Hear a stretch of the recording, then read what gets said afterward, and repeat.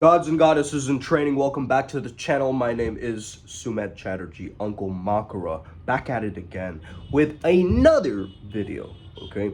Today we're talking about a very, very important and key topic today, which is someone asked me about non-duality and channeling, okay? How is non-duality related to channeling and so forth, okay? Let's not overcomplicate this topic, okay? I want to make it very simple for you. Awareness is where everything stems from, okay? Including the beings that you channel, okay? These are mental projections, and they're available to you based on how well you understand their frequency or energy, okay? So it's a process of deity yoga, and it's a process of merging with that specific being that you're talking to, okay? Now, with non-duality, okay, which is another fancy way of saying oneness, is very, very crucial, right? Because, as Bruce Lee said, I have no opponent. Why? Because there is no such thing as an I. You see, the I is fairy dust, the I is illusion, the I is completely fabricated. You see what I mean? We all have it. We all have this identification, and we feel like through this identity, I can manipulate the world around me. But let me ask you this. What is your next thought? Exactly. Also, where are your thoughts coming from? Where's the origin point? Okay, exactly. We don't know. It's a big question mark, correct? So, already we know that the mind is a big question mark. Even scientists are like, what the hell is the mind, right? Now, as we understand this, when it comes down to channeling, and we understand the Hermetic principles that all is mind, have you ever had it that you're listening to a conversation that you're tapping into and it's not even yours? Have you ever had it that you had a random thought that had no relevance to your life in whatsoever? Have you ever had it that you had a random thought, okay, intrusive thought, has nothing to do, right, with your reality in any way, just completely distracting and random?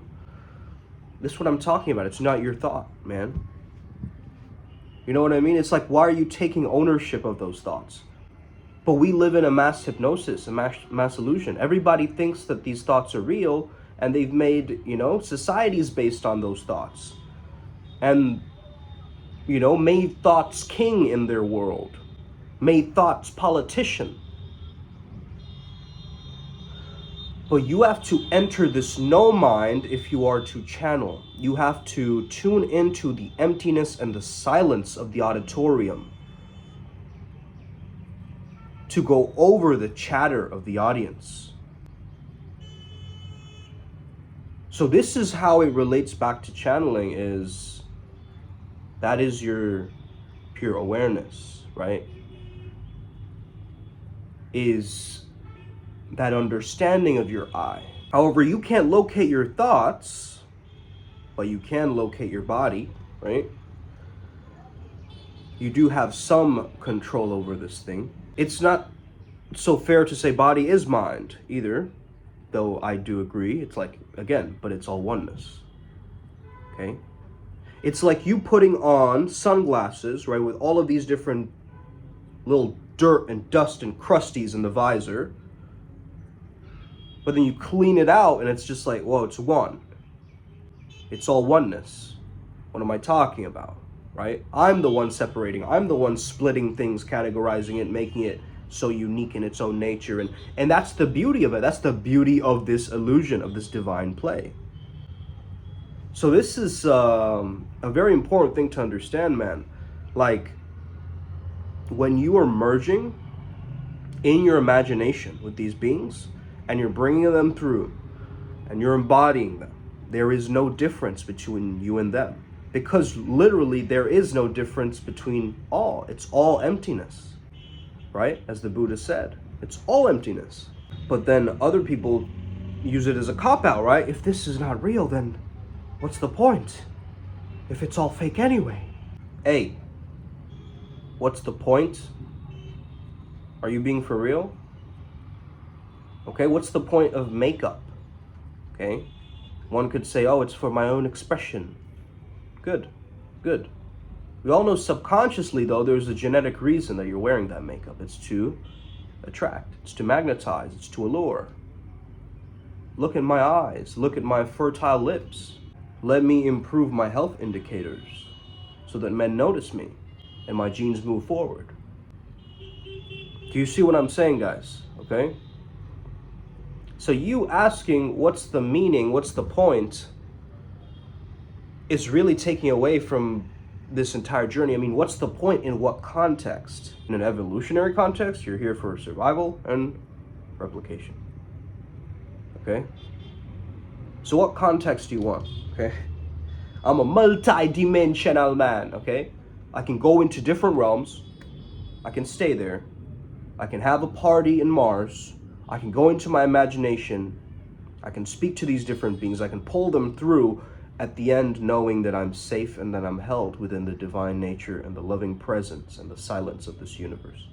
I know that, you see?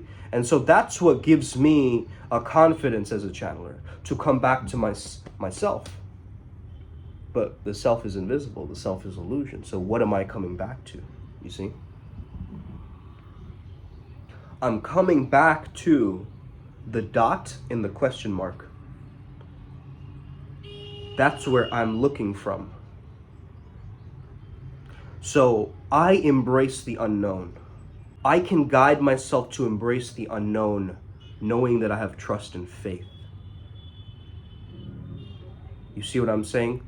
So that element is actually equally important, to be able to actually trust in this thing. So there's a philosophy called Advaita. It means non-dual as well, right? So are we just forms, or are we eternal beyond the body? So if love is the only reality, that means love has no opposite. They're just different shades of it. So let's say you feel guilt, shame, hate, all of these emotions.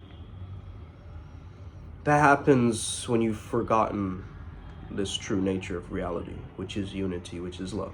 I don't think Jesus came to take away your sins. I think he came to take away your beliefs, that you were somehow wrong or broken or contaminated. This goes to show this atonement, it's actually showing us that we are innocent. We are pure in our nature. And because this love cannot be contained by any other boundaries, it just spills over. Think of fire. By giving something, it can become more of itself, not less. In reality, we don't lack anything, but we think we do. And our thoughts cause this barricade, this crippling effect in our systems. So everything arises in oneness, including these entities. I mean, why not? Why wouldn't there be a multiverse with other beings? Oneness seems to be creative, always creating. So when you are actually channeling, and by the way, guys, you can learn how to do this through the Mystery School, okay, primalsutramysteryschool.com. I teach you how to do this. When you are channeling, you are understanding that if everything is oneness, I am also connected to that energy, to that thought, to that frequency. So you are actually choosing your thoughts when you are channeling, okay? You are making the choice to invoke or summon this specific being. And your idea of I and their idea of I merge. They overlap.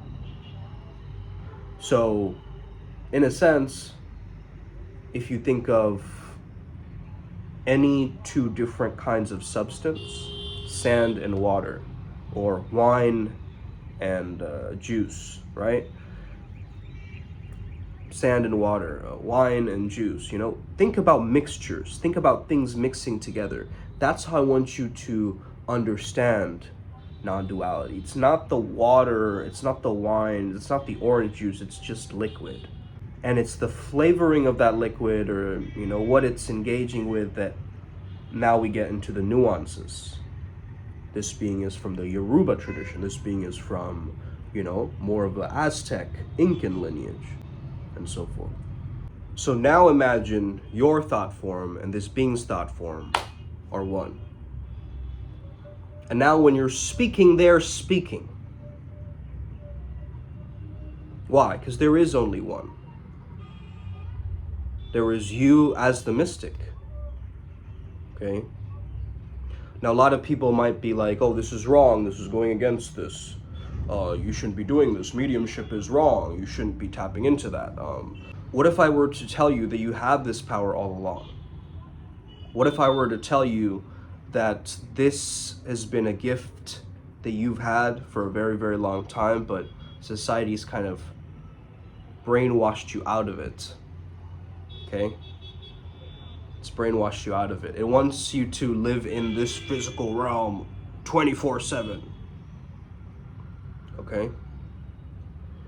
And what I do is I merge and I see these hidden realms and I try to bring in the spiritual essence into this waking life. I choose to peer at the sacred beyond the illusion that's in front of me. So that's when I'm talking to somebody, I'm really talking to their soul, man. I'm talking to their eternal essence. I'm not talking to their meat suit, whatever they've got. Cool, okay, big deal. Okay, yeah, it's important to look good. I'm not suggesting that you let yourself go or whatever. But what I am saying is, stop judging yourself so much, because who is the self that you're judging, okay? If all is one and you're judging yourself, you're mocking everybody else. And if you're mocking other people, you're mocking yourself. So if you know this understanding, it just really helps. You get what I mean? Let's say that you think somebody has cursed you or something like that. Where did that thought come up? It was an insecurity or something, right? Something that led you to think that way. So if we understand that we don't know where these thoughts are coming from and they're not mine to claim, okay? And I'm allowed to think how I want to think, but also there's a barrage of thoughts that are irrelevant to me. Let me connect back into that silence, back into that oneness, back into that Mushin no mind, so that I can access this infinite stream of information from that oneness. Okay? This is why you don't need to force creativity. It's already there. Okay, just tap into it. Just connect. You get disconnected, of course, you're gonna not have contact with these beings, and they might be telling you things in subtle ways, but you're ignoring them. And so now you create this weird kind of relationship with them. But guess what? I have this visualization, and I've told this to a lot of the adepts too, of Primal Sutra. It's very powerful, guys. Once you figure out your 7 main deities, okay, and everybody has 7 main, or you can call them guides, whatever, you understand that those 7 main beings are all playing like animated characters, right? Like Pokemon or something like that. They're all playing together. They're all roughhousing together. They're like children, right? They're all in their own, they all have their own powers. They all have their own, things they're doing. But looking at that, almost like you're zooming into your internal world, it just makes you feel so harmonious, right? And man, when I know that these beings are all working together, I feel unstoppable. I feel unstoppable, man. And I wish you could experience this, what I'm feeling. Because it's a knowingness, right? It's a truth. Maybe that's why you're on this channel. You've recognized it within yourself. There's something there, hidden, wanting to be an advocate for me in the mystical realms, okay? So think about this today. Have an incredible day. May the flow be with you and stay legendary. About to eat some food. Os.